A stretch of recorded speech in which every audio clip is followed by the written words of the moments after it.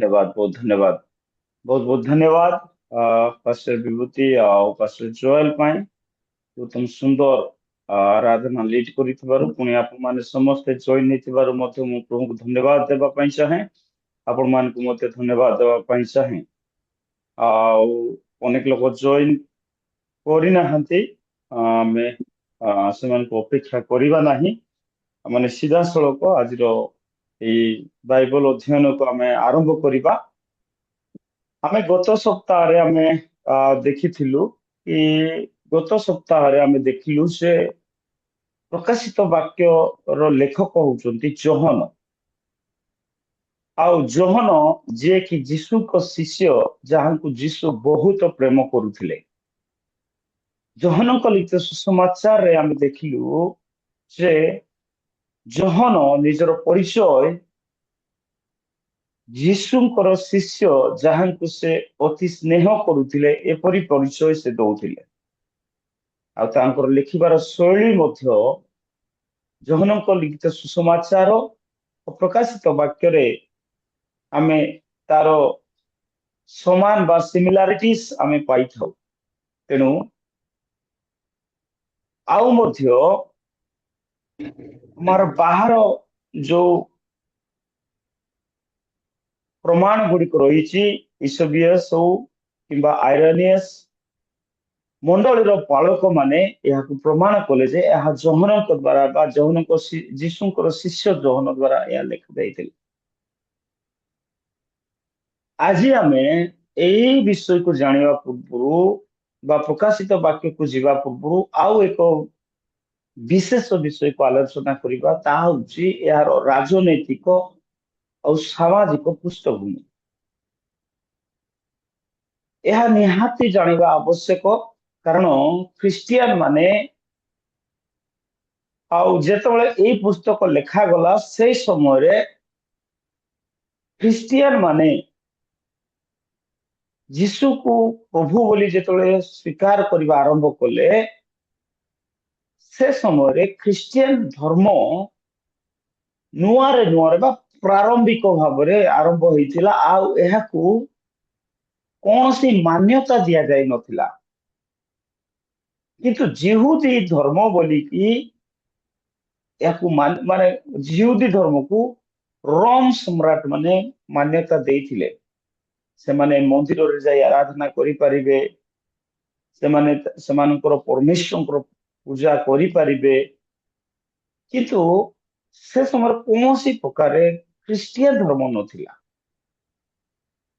जिहुदी धर्म रू बाहर जेतबेले ख्रिस्टियन माने प्रार्थना करने को आरंभ कले से माने छोट छोट घरे छोट छोट कोठरी रे जे प्रकार की ऊपर कोठरी रे से माने रही प्रार्थना करुथिले आउ से माने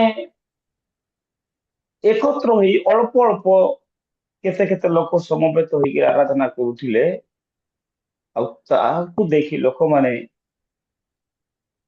एमानको प्रति ईर्षा विशेष भाव जिहुदी धर्मर लोक माने ख्रिस्टियन मानन को ताड़ना देवा पय आरंभ कले जे प्रकार की सेमानको मधुरु साउल जणे जी की से मंदिर रू से पत्र मागिबा लेटर नहीं करी से कौन करुथिले जे ख्रिस्टियन मानन को ताड़ना देवा पय दमस्कस को जाउथिले जिहुदी बा निज धर्मरू जिहुदी धर्मरू ही ख्रिस्टियन माने जो यीशु को विश्वास करुथिले से मानक विरुद्ध रे ठिया हेले द्वितीय रे तो रोम माने रोम सम्राट रोम रो सम्राट माने जो माने कि से माने राजनीतिक फायदा पई से मानकर राजनीतिक लाभ पई से माने ख्रिस्टियन मानक ताड़ना करबा को आरंभ कले से मानकू निंदा कले से मानकू धरी कारागार रे निक्षेप कले से मानकू विताड़ित कले ए प्रकार की भयंकर ताड़ना से समय ख्रिस्टियन मान प्रति आसला बा यीशु को विश्वास करुवा लोक मान प्रति आसला ଆପଣ ଜାଣିବା ଆବଶ୍ୟକ ଯେ ଯୀଶୁଖ୍ରୀଷ୍ଟଙ୍କର ଜନ୍ମ ପରେ ଯୀଶୁଖ୍ରୀଷ୍ଟଙ୍କ ମୃତ୍ୟୁ ପର୍ଯ୍ୟନ୍ତ ଯୀଶୁଖ୍ରୀଷ୍ଟଙ୍କର ଶିଷ୍ୟମାନେ ଯୀଶୁଙ୍କର ସାଙ୍ଗରେ ଥିଲେ ବା ଖ୍ରୀଷ୍ଟିଆନ ଯୀଶୁଖ୍ରୀଷ୍ଟ ପ୍ରଚାର କଲେ ଆଉ ଯୀଶୁକୁ ସେମାନେ ପ୍ରଭୁ ବୋଲି ସ୍ୱୀକାର କଲେ। ତାପରେ ସେମାନେ ଯେତେବେଳେ ଯୀଶୁଙ୍କୁ ସ୍ୱୀକାର କଲେ ସେ ସମୟରେ ଲୋକେ ଯୀଶୁକୁ ଅନୁସରଣ କରିବା ପାଇଁ ଅନେକ ଲୋକ ଆସିଲେ। ବିଶେଷ ଭାବରେ ଯୀଶୁଖ୍ରୀଷ୍ଟଙ୍କ ମୃତ୍ୟୁ ପରେ ସୁସମାଚାର ଚାରିଆଡେ ବ୍ୟାପିଗଲା। ପ୍ରେରିତ ପୁସ୍ତକ ଯେତେବେଳେ ଆମେ ପଢିବା ସେ ସମୟରେ ଆମେ ଜାଣିପାରିବା ଯେ କି ପ୍ରକାର ମଣ୍ଡଳୀରେ ଲୋକମାନେ ସମବେତ ହେବାକୁ ଲାଗିଲେ, ମଣ୍ଡଳୀର ଲୋକମାନେ ଜମା ହେବାକୁ ଲାଗିଲେ, ଆଉ ନୂଆ ନୂଆ ଲୋକ ଜଡିତ ହେବାକୁ ଲାଗିଲେ। ଆଉ ସେ ସମୟରେ ଖ୍ରୀଷ୍ଟିଆନ ମାନଙ୍କ ପ୍ରତି ଅତି ଭୟଙ୍କର ତାଡନା ହେବାକୁ ଲାଗିଲା, ଭୟଙ୍କର ରୂପେ ତାଡନା ଆସିଲା। ଆପଣ ଜାଣିକି ଆଶ୍ଚର୍ଯ୍ୟ ହେବେ ଯେ ଯୀଶୁଖ୍ରୀଷ୍ଟଙ୍କର ଶିଷ୍ୟ ମାନଙ୍କ ମଧ୍ୟରେ ଜଣ ହଉଛନ୍ତି ସବୁଠାରୁ ଛୋଟ ଶିଷ୍ୟ, ସବୁଠାରୁ ବୟସରେ ଛୋଟ। ଆମେ ଯୋହନଙ୍କ ବିଷୟରେ ପଢୁଥିଲୁ, ଯୋହନଙ୍କୁ ଯୀଶୁଖ୍ରୀଷ୍ଟ ମାନେ ମାଛ ଧରୁଥିବା ସମୟରୁ ସେ ତାଙ୍କୁ ଆହ୍ୱାନ କଲେ, ସେ ତାଙ୍କ ପଛରେ ଅନୁଗମନ କଲେ। କିନ୍ତୁ ସବୁଠାରୁ ବୟସରେ କମ ଆଉ ସବୁଠାରୁ ଅଧିକ ବର୍ଷ ବୟସ ବଞ୍ଚିଥିବା ଶିଷ୍ୟ ହଉଛନ୍ତି ଜଣ। ଯୀଶୁଖ୍ରୀଷ୍ଟଙ୍କର ମୃତ୍ୟୁ ପରେ ପ୍ରାୟ ଶିଷ୍ୟମାନଙ୍କର ମାନେ ଶିଷ୍ୟମାନଙ୍କୁ ମଧ୍ୟ ତାଡନା ଆସିଲା। ଶିଷ୍ୟମାନଙ୍କୁ ମାରିବାକୁ ଲୋକମାନେ ଆରମ୍ଭ କଲେ। ପ୍ରଥମରେ ତ ଜାକୁବ, ଯୋହନଙ୍କ ଭାଇ ଜାକୁବଙ୍କୁ ତାଙ୍କର ମସ୍ତକ ଛେଦନ କରାଗଲା, ପ୍ରେରିତ 12 ଅଧ୍ୟାୟ 2 ପଦ। ତାପରେ ଆମେ ଦେଖୁଛୁ କି ତାପରେ ଭିନ୍ନ ଭିନ୍ନ ଶିଷ୍ୟ ମାନେ ବାଇବଲରେ, ଆଉ ଆମେ ଜାଣିଛୁ ବାଇବଲରେ ମାନେ 12 ଶିଷ୍ୟଙ୍କର ସମ୍ପୂର୍ଣ୍ଣ ମୃତ୍ୟୁ କି ପ୍ରକାର ହେଲା ଲେଖା ନାହିଁ, କିନ୍ତୁ ଇତିହାସ କହେ ସବୁ ଶିଷ୍ୟ ଯୀଶୁଖ୍ରୀଷ୍ଟଙ୍କ ସମସ୍ତ ଶିଷ୍ୟ ମଲେ। ଆମେ ଜାଣିଛୁ ଥୋମା ମଧ୍ୟ 52 ଆମର ଏଠି ଆସିକିରି 73 ଆଡକୁ ତାଙ୍କୁ ବର୍ଷାରେ ମାରି ଦିଆଗଲା। 64 ପିତରଙ୍କୁ ଉଲ୍ଟା କ୍ରସ ରେ ତାଙ୍କୁ ଟଙ୍ଗାଇ ଦିଆଗଲା। ଏ ପ୍ରକାର ଭିନ୍ନ ଭିନ୍ନ ମାଧ୍ୟମରେ ଯୀଶୁଙ୍କର ଶିଷ୍ୟମାନଙ୍କୁ ମୃତ୍ୟୁ ଦଣ୍ଡ ଦିଆଗଲା। କିନ୍ତୁ ଜହନ ଏବେ ପର୍ଯ୍ୟନ୍ତ ବା ପ୍ରଥମ ଶତାବ୍ଦୀର ଶେଷ ପର୍ଯ୍ୟନ୍ତ ସେ ଏଫିସରେ ଈଶ୍ୱରଙ୍କ ସେବା କରୁଥିଲେ। ଆଉ ସେଥିପାଇଁ ଜହନଙ୍କ ପାଖରେ ପ୍ରାୟ ଯୋଉ ରୋମର ସମ୍ରାଟ ମାନେ ଥିଲେ ସେମାନଙ୍କର ଗୁଣ, ସେମାନଙ୍କର ବିରୋଧ ଭାବ, ସେମାନଙ୍କର ତାଡନା କରିବା ପ୍ରଣାଳୀ ସବୁ କିଛି ତାଙ୍କୁ ଅନୁଭବ ଥିଲା। ଯୀଶୁଖ୍ରୀଷ୍ଟଙ୍କର ମୃତ୍ୟୁ ସମୟରେ ରୋମ ସମ୍ରାଟ ତିବୋରିୟସ ଯିଏ ରାଜତ୍ୱ କରୁଥିଲେ, ଯୀଶୁଖ୍ରୀଷ୍ଟଙ୍କ ମୃତ୍ୟୁ ପରେ ତିବୋରିୟସଙ୍କ ପରେ କାଲିଗୁଲା ଯିଏକି 37 ରୁ 41 ପର୍ଯ୍ୟନ୍ତ ସମ୍ରାଟ ଥିଲେ। କାଲିଗୁଲା ପରେ କ୍ଲାଉଡିଓ ଯିଏକି 54 ପର୍ଯ୍ୟନ୍ତ ସେ ରୋମର ସମ୍ରାଟ ହେଲେ। କ୍ଲାଉଡିଓ ପରେ ନୀର, ଯିଏକି ନୀର ସବୁଠାରୁ ମାନେ ଷ୍ଟ୍ରଙ୍ଗ ଆଉ ସବୁଠାରୁ କଣ କହିବେ କ୍ରୁର, ଯିଏକି ଖ୍ରୀଷ୍ଟିଆନ ମାନଙ୍କୁ ଅଧିକ ତାଡନା କଲା। ନୀରକୁ ହିଁ ପ୍ରକାଶିତ ବାକ୍ୟରେ ଅନେକ ଥର ବା ପଶୁ ଭାବରେ, ବିଷ୍ଟ ଭାବରେ ଦର୍ଶାଯାଇଛି।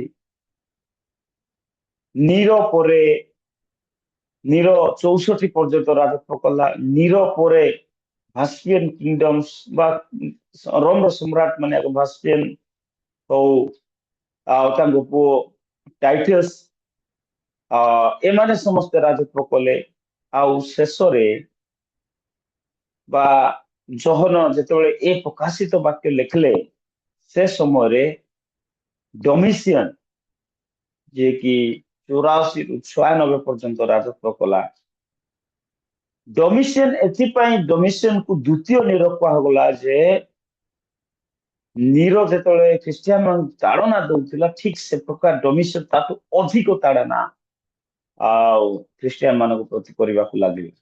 ତ ସେ ସମୟର ପରିସ୍ଥିତି ଖ୍ରୀଷ୍ଟିଆନ ମାନଙ୍କ ପାଇଁ ଭୟ ଆଉ ଖ୍ରୀଷ୍ଟିଆନ ମାନଙ୍କ ପ୍ରତି ତାଡ଼ନା ଭୟଙ୍କର ରୂପେ ଥିଲା।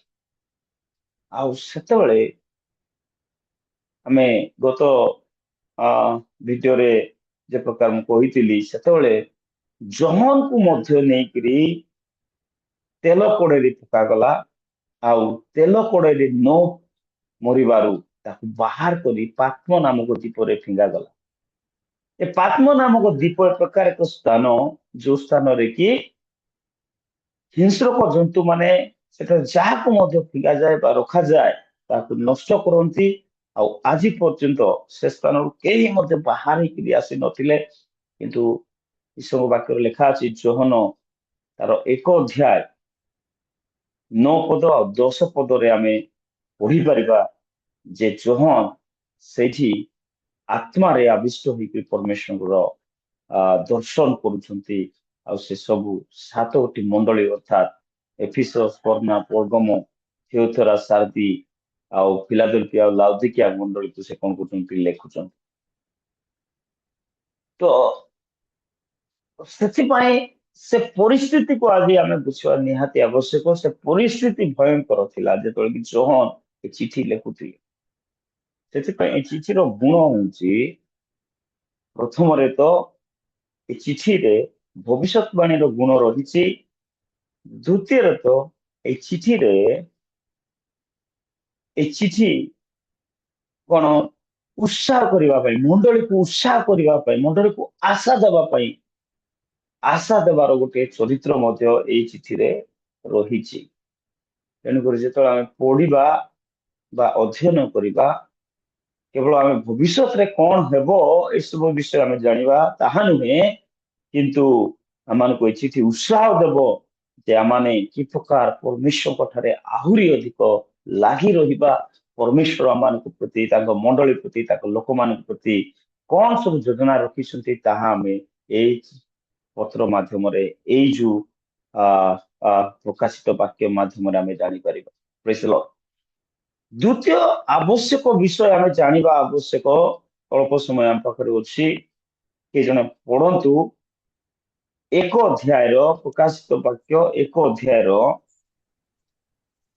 ତାର 12-13 ପଦ କିଏ ଜଣେ ପଢନ୍ତୁ।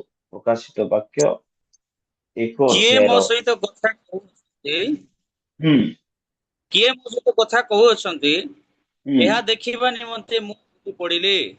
ହୁଁ ଆଉ ବୁଲି ପଡନ୍ତେ ମୁଁ ଦେଖିଲି 7 ସୁବର୍ଣ୍ଣ ପ୍ରଦୀପ। ପୁଣି ସେହି ପ୍ରଦୀପ ଗୁଡିକର ମଧ୍ୟସ୍ଥଳରେ ମନୁଷ୍ୟ ପୁତ୍ରଙ୍କର ସଦୃଶ୍ୟ ଜଣେ ବ୍ୟକ୍ତି, ପ୍ରେଜ୍ ଦ ସେ ଲର୍ଡ। ଏତିକି ପାଦ ଥାଉ। ପର୍ଯ୍ୟନ୍ତ ଆମେ ଆଚ୍ଛାଦିତ ଆମେ ଯେତେବେଳେ ବକ୍ଷସ୍ଥ। Okay, thank you. ଆମେ ଯେତେବେଳେ ଷ୍ଟଡି ଆରମ୍ଭ କରିବା ତାର ଡିଟେଲ୍ସରେ ଆମେ ଯିବା, କିନ୍ତୁ ଆଜି ଆପଣଙ୍କୁ ଏହାର ସାହିତ୍ୟ ଆଉ ଭାଷା ମଧ୍ୟ ବିଷୟରେ ମଧ୍ୟ ଆପଣଙ୍କୁ କିଛି କହିବାକୁ ଚାହୁଁଛୁ। ଏଇ ଯୋଉ ବିଷୟକୁ ବୁଝିବା ପାଇଁ, ପ୍ରକାଶିତ ବାକ୍ୟ ବୁଝିବାକୁ ହେଲେ ଆମମାନଙ୍କୁ ଏହାର ପରିସ୍ଥିତି ବା ଏହାର ପୃଷ୍ଠଭୂମିକୁ ବୁଝିବା ନିହାତି ଜରୁରୀ। ଆଉ ଆମେ ଦେଖିଲୁ ତାର ରାଜନୈତିକ ଆଉ ସାମାଜିକ ପୃଷ୍ଠଭୂମି କି ପ୍ରକାର ଥିଲା। କିନ୍ତୁ ଯେତେବେଳେ ସେ ଲେଖୁଛନ୍ତି, ଏହା ଏକ ବିଶେଷ ଭାଷାରେ ମଧ୍ୟ ଲେଖାଯାଇଛି। ପ୍ରକାଶିତ ବାକ୍ୟକୁ ବୁଝିବାକୁ ହେଲେ ଏହାର ଭାଷା ଶୈଳୀ ବା ସାହିତ୍ୟକୁ ମଧ୍ୟ ବୁଝିବା ନିହାତି ଆବଶ୍ୟକ। କି ପ୍ରକାର ଏକ ବିଶେଷ ଭାଷାରେ ଏଇଟା ଲେଖାଯାଇଛି ଆପଣଙ୍କୁ କହିବାକୁ ଚାହେଁ। ଆମେ ଆଲୋଚନା କଲୁ କି ଏଇଟା ଏ ପ୍ରକାର ପରିସ୍ଥିତି ଥିଲା ଯେ ଖ୍ରୀଷ୍ଟିଆନ ମାନେ ଭୟରେ ଜୀବନ ଯାପନ କରୁଥିଲେ, ତାଡ଼ନା ଭୟଙ୍କର ରୂପ ଥିଲା। ଆଉ ସେ ସମୟରେ ଏଇ ଯୋଉ ଭାଷା ବ୍ୟବହାର କରାଗଲା, ଏଇ ଭାଷା, ଏଇ ସାହିତ୍ୟ କେବଳ ଜିହୁଦୀ ମାନଙ୍କ ମଧ୍ୟ ପ୍ରଚଳିତ, ବହୁଳ ପରିମାଣରେ ପ୍ରଚଳିତ ଥିଲା। ଜିହୁଦୀ ମାନଙ୍କ ଛଡା ଆଉ ଏଇ ଭାଷାକୁ ଅନ୍ୟମାନେ ଚିହ୍ନିବା ବା ବୁଝିବା ବହୁତ କଷ୍ଟକର ଥିଲା। ସେଥିପାଇଁ ଏଇ ଭାଷାକୁ ଯୋହନ ବାଛୁଛନ୍ତି। ଏହାକୁ ଆପୋକାଲିପ୍ସ ବୋଲି କୁହାଯାଏ। ଏଇ ଯୋଉ ଭାଷା, ଆପୋକାଲିପ୍ସ ଭାଷା, ଏଇ ଯୋଉ ଜିହୁଦୀ ମାନଙ୍କ ମଧ୍ୟରେ ଯୀଶୁ ଖ୍ରୀଷ୍ଟଙ୍କର ଆସିବା ପୂର୍ବରୁ 200 ଖ୍ରୀଷ୍ଟ ପୂର୍ବରୁ 100 ଖ୍ରୀଷ୍ଟାବ୍ଦ ମଧ୍ୟରେ ଜିହୁଦୀ ମାନଙ୍କ ମଧ୍ୟରେ ପ୍ରଚଳିତ ଥିଲା। ଏହା ବିଶେଷ ଭାବେ ବହୁତ ସାଙ୍କେତିକ ଅଟେ, ବହୁତ ସାଙ୍କେତିକ। କିନ୍ତୁ ଆମେ ଯେତେବେଳେ ପଢିଲୁ ଏଠି ଆମେ ଦେଖିଲୁ ମୋ ସହିତ କଥା ହଉଥିବା କିଏ କଥା ହଉଛନ୍ତି ଏହା ଦେଖିବା ନିମନ୍ତେ ମୁଁ ବୁଲି ପଡିଲି, ଆଉ ଦେଖନ୍ତେ ସପ୍ତ ସୁବର୍ଣ୍ଣ ପ୍ରଦୀପ ମୁଁ ଦେଖିଲି। ଜନ ଲେଖୁଛନ୍ତି ମୁଁ ବୁଲି ପଡିଲି ଆଉ ଦେଖିଲି ଯେ 7ଟା ସୁବର୍ଣ୍ଣ ପ୍ରଦୀପ ଅଛି। ତାପରେ ଆଉ ତଳକୁ ଯେତେବେଳେ ଆମେ ଦେଖିବା ସେତେବେଳେ ସେ ଲେଖୁଛନ୍ତି କି ତାଙ୍କ ହସ୍ତରେ ସପ୍ତ ନକ୍ଷତ୍ର ଥିବାର ସେ ଦେଖୁଛନ୍ତି। 20 ପଦ ଯଦି ପଢିବା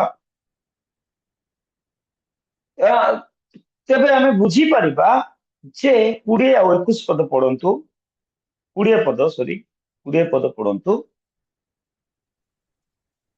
ଆମ୍ଭର ଦକ୍ଷିଣ ହସ୍ତରେ ଯେଉଁ ସପ୍ତ ନକ୍ଷତ୍ର ଦେଖିଲ, ଶୁଣନ୍ତୁ ସେଥିର ପ୍ରଥମେ ସେ ସୁବର୍ଣ୍ଣ ଓକେ ମୁଁ କହୁଛି ପ୍ରଥମରେ ଯୀଶୁଙ୍କୁ କିଏ ମୋ ସହିତ କଥା ହେବା ପାଇଁ ଦେଖିବା ବେଳକୁ ସେ କହିଲେ ସପ୍ତ ସୁବର୍ଣ୍ଣ ପ୍ରଦୀପ ଦେଖିଲେ। ଆଉ 16 ପଦରେ ସେ ଦେଖିଲେ ଆପଣ ଦକ୍ଷିଣ ହସ୍ତରେ ସେ ସପ୍ତ ନକ୍ଷତ୍ର ଧାରଣ କରିଛନ୍ତି। କିନ୍ତୁ 20 ପଦ ପଢନ୍ତୁ, ଏବେ ପୁରା ପଢନ୍ତୁ ତାପରେ ମୁଁ କହିବି। ଆମ୍ଭର ଦକ୍ଷିଣ ହସ୍ତରେ ଯେଉଁ ସପ୍ତ ନକ୍ଷତ୍ର ଦେଖିଲ, ସେଥିର ସପ୍ତ ସୁବର୍ଣ୍ଣ ପ୍ରଦୀପର ନିଗୁଢ ତତ୍ଵ ଏହି, ସେହି ସପ୍ତ ନକ୍ଷତ୍ର ସପ୍ତ ମଣ୍ଡଳୀର ଦୂତଗଣ ଓ ସପ୍ତ ପ୍ରଦୀପ ସପ୍ତ ମଣ୍ଡଳୀ ଅଟନ୍ତି। ପ୍ରେଜ୍ ଦ ଲର୍ଡ। ସେ Praise ଦେଖିଲେ the ଯେ Lord. ସେଠି 7 ଗୋଟି ପ୍ରଦୀପ ସପ୍ତ ସୁବର୍ଣ୍ଣ ପ୍ରଦୀପକୁ ଦେଖିଲେ ଆଉ ସପ୍ତ ନକ୍ଷତ୍ରକୁ ଦେଖିଲେ। କିନ୍ତୁ 20 ପଦରେ ଯାଉ ଯାଉ କହୁଛନ୍ତି ସେ ସପ୍ତ ନକ୍ଷତ୍ର ଯୋଉଟା ଦେଖିଲେ, ସପ୍ତ ପ୍ରଦୀପ ଯୋଉଟା ଦେଖିଲେ ସେଟା ସପ୍ତ ସୁବର୍ଣ୍ଣ ପ୍ରଦୀପ ନଥିଲା କି ସପ୍ତ ନକ୍ଷତ୍ର ନଥିଲା। ତାର ରହସ୍ୟ ଅଛି, ତାର ଅର୍ଥ ଅଛି। ତାର ଅର୍ଥ ଯୋଉଟା ସେ ଦେଖିଲେ ସେଇଟା ପ୍ରକୃତରେ ନୁହେଁ, କିନ୍ତୁ ସେଟା ଆଉ ଗୋଟେ ବିଷୟକୁ ସଂକେତ ଦଉଛି କି ତାର ଅର୍ଥ କିଛି ଅଛି। ତେବେ କଣ ସେଟା ଆମେ ପଢିଲୁ, ସେଇ ସପ୍ତ ପ୍ରଦୀପର ନିଗୁଡ କହି ସପ୍ତ ନକ୍ଷତ୍ର ସପ୍ତ ମଣ୍ଡଳୀର ଦୂତଗଣ ଆଉ ସପ୍ତ ପ୍ରଦୀପ ସପ୍ତ ମଣ୍ଡଳୀ ଅଟନ୍ତି। ତାର ଅର୍ଥ ସପ୍ତ ନକ୍ଷତ୍ର ସପ୍ତ ମଣ୍ଡଳୀର ଦୂତଗଣକୁ ବୁଝାଉଛି ଆଉ ସପ୍ତ ପ୍ରଦୀପ ସପ୍ତ ମଣ୍ଡଳୀକୁ ବୁଝାଉଛି। ଲିଟରାଲି ଆକ୍ଷରିକ ଭାବେ ଯାହା ଲେଖା ହେଇଛି, ଆକ୍ଷରିକ ଭାବରେ ଯାହା ଲେଖା ହେଇଛି ତାହା ନୁହେଁ, କିନ୍ତୁ ତାହା ସାଙ୍କେତିକ ଭାବେ ତାର ଅର୍ଥ ପ୍ରକାଶ କରୁଛି। ଯାହା କୁହାଯାଇଛି ତାହା ନୁହେଁ, କିନ୍ତୁ ତାର ଅର୍ଥ କିଛି ଅଲଗା ଅଛି। ତେବେ ଆମକୁ ବୁଝିବାକୁ ପଡିବ ଯେ ଯାହା ସେ ଦେଖିଛନ୍ତି, ଯାହା କିଛି ଲେଖା ଯାଇଛି ତାହା ପ୍ରକୃତରେ ଆକ୍ଷରିକ ନୁହେଁ, ତାହା ସାଙ୍କେତିକ। ଆପଣ ବୁଝିପାରୁଛନ୍ତି ତ? ତାହା ଆକ୍ଷରିକ ନୁହେଁ, ତାହା ସାଙ୍କେତିକ। ଏଇ ଯୋଉ ଭାଷାର ଶୈଳୀ ବା ଏଇ ପ୍ରକାଶିତ ବାକ୍ୟର ଶୈଳୀ ସାହିତ୍ୟ ଆମେ ଏଥିପାଇଁ ଅନେକ ଥର ବୁଝୁନୁ କିମ୍ବା ବୁଝିବା ପାଇଁ ଆମକୁ କଷ୍ଟ ହଉଛି, କାରଣ ଏହା ସବୁ ଆକ୍ଷରିକ ନ ହୋଇ ସାଙ୍କେତିକ ଅଟେ।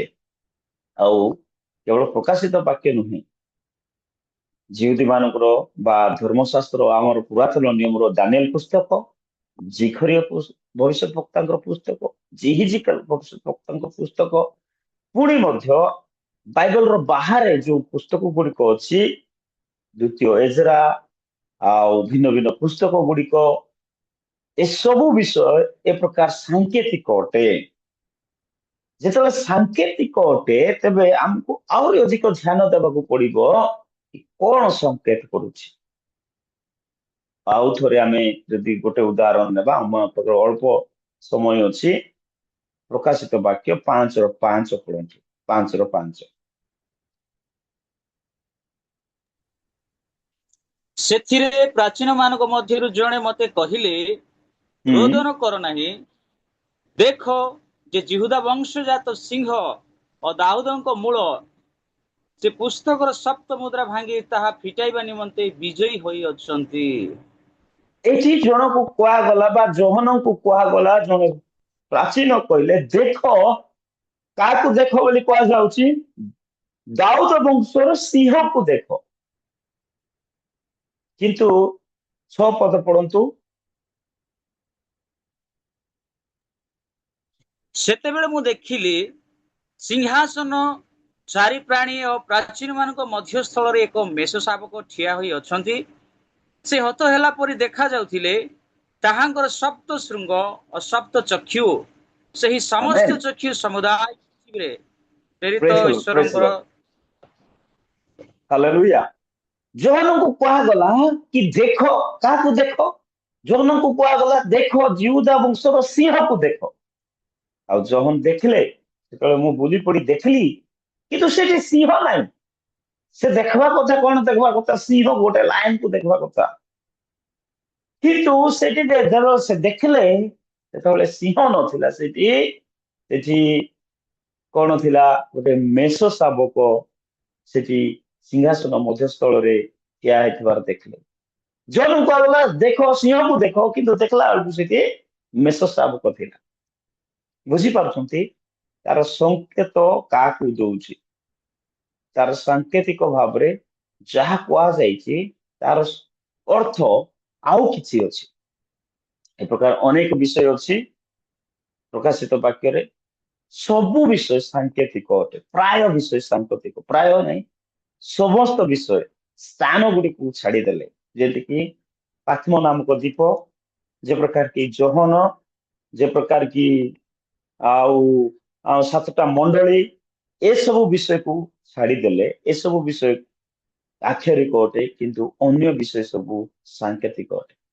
ତେବେ ଏହାର ଭାଷାକୁ ବୁଝିବା ନିହାତି ଦରକାର। ଏହାର ସାହିତ୍ୟକୁ, ବ୍ୟାକରଣକୁ ବୁଝିବା ନିହାତି ଦରକାର। ଆଜି ଆମେ ରାଜନୈତିକ ସାମାଜିକ ପୃଷ୍ଠଭୂମି ସହିତ ଏହାର ଭାଷା ଶୈଳୀକୁ ଆମେ ଆଲୋଚନା କଲୁ। ଆପଣ ଆଉ ମୁଁ ଯେତେବେଳେ ନେକ୍ସଟ ଆମେ ପଢିବୁ, ତେବେ ଆମେ ଜାଣିପାରିବା ଯେ ଏହାର ଅର୍ଥ କି ପ୍ରକାର ବୁଝାଉଛି, ଆଉ କି ପ୍ରକାର ଯୋହନ ଆଗକୁ ଆମମାନଙ୍କୁ ଏଇ ବିଷୟ ଦର୍ଶନ ଗୁଡିକ ବୁଝିବାକୁ ମାନେ ବୁଝାଉଛନ୍ତି, ଆଉ ଆମେ କି ପ୍ରକାର ବୁଝିବା ଏସବୁ ବିଷୟରେ ଆଲୋଚନା କରିବା। ସମୟ ସମାପ୍ତ ହଉଛି। ତେଣୁକରି ଆଜି କେବଳ ଏହାର ସାହିତ୍ୟ, ଏହାର ସାମାଜିକ ଆଉ ରାଜନୈତିକ ପୃଷ୍ଠଭୂମିକୁ ଜାଣିବା। ଆଉ ଏହା ଜାଣିଲେ ଆମେ ଏହି ପୁସ୍ତକ ବା ପ୍ରକାଶିତ ବାକ୍ୟକୁ ଅଧିକ ଆମେ ଭଲ ରୂପେ ବୁଝିପାରିବା, ଅନୁବାଦ କରିପାରିବା, ଆଉ ଆମ ଜୀବନରେ ଆମେ ଲାଭ ଉଠାଇବା। ପ୍ରଭୁ ଆମମାନଙ୍କୁ ଆଶୀର୍ବାଦ କରନ୍ତୁ।